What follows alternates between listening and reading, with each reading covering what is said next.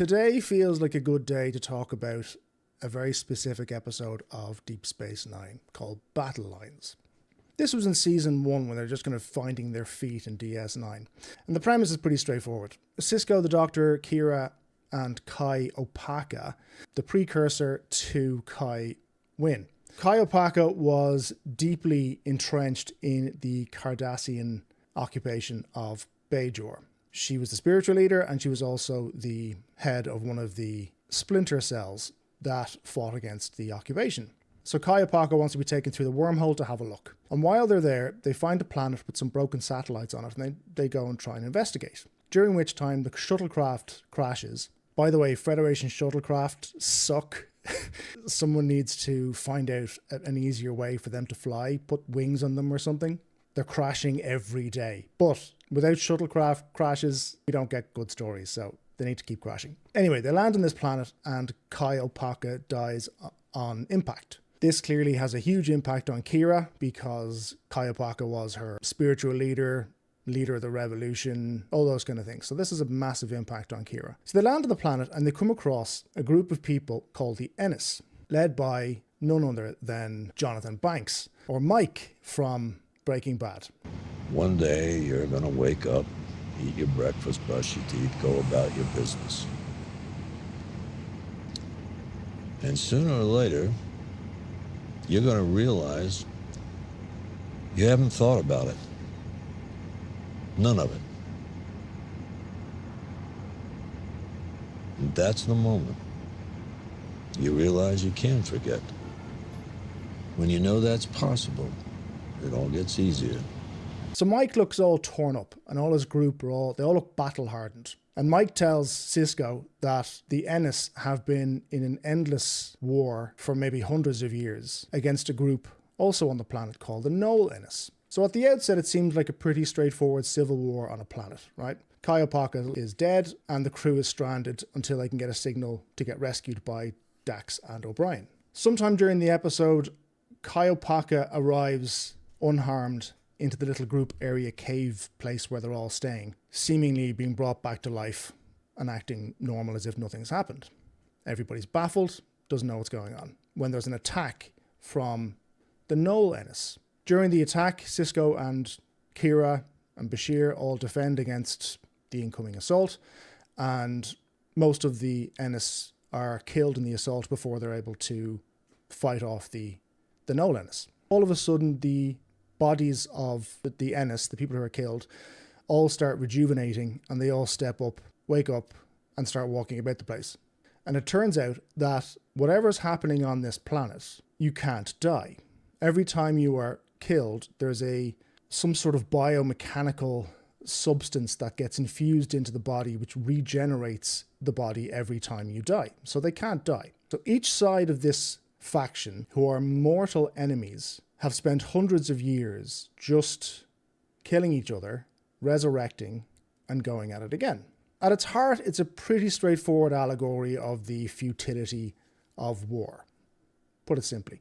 But it also shows an interesting character development from Kira's perspective, because Kira is a highly spiritual person, but she's also an incredibly violent member of the Resistance.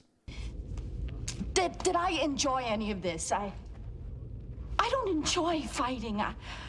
Yes, I've fought my entire life, but for a good cause, for our freedom, our independence. And it was brutal and ugly and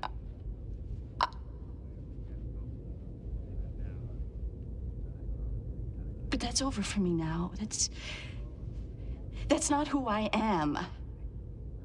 Kira's done a lot of damage in her time, and Kira's trying to come to terms with the fact that they're now in a peaceful situation, and she's trying to navigate peace, even though she's grown up with nothing but violence. Do you recognize yourself in these people? Me? Oh, not at all. They're content to die. I've always fought to stay alive. On the flip side of that, you have the Ennis and the Nol-Ennis. They've been at war for centuries and don't understand the concept of peacefully coexisting. They've been so conditioned that they've been fighting for so long that they don't understand peace. All they want to do, or what Mike tells Sisko, is that they want to leave the planet. They say they want to leave the planet to find a peaceful, isolated part of the galaxy and just live their lives. But they're so conditioned by war that they actually can't do it. Sometime during the episode, Bashir finds a cure to this condition on the planet and offers it to the Ennis and Nol-Ennis, because what he finds out is if you die on this planet, you can't leave the planet or it'll kill you. Once you die and get resurrected on this planet, you're on the planet forever. Bashir finds out a way of possibly neutralizing this and offers the solution to the Ennis.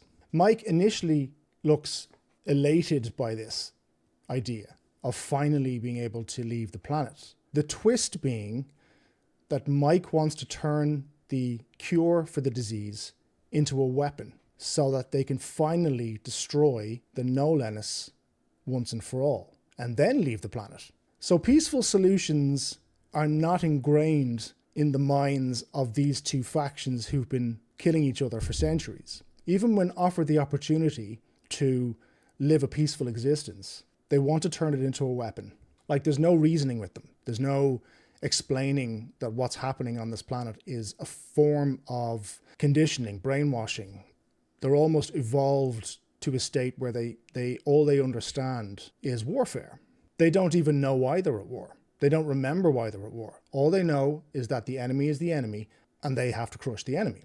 Kira is in a position when she's talking with the Kai that all she knows is the enemy is the enemy. All she's been brought up with is violence. Her life now, being second in command in Deep Space Nine and handling the administration and the political element of her position, is driving her insane because her instincts go against all of that. So Kira is almost finding it difficult to find a place for herself during peacetime. Like, on the surface, it's a pretty basic episode about the futility and the stupidity of war. But I thought it was worth talking about today, particularly today, because of the endlessness and the futility and the horse shit of it all. Yeah.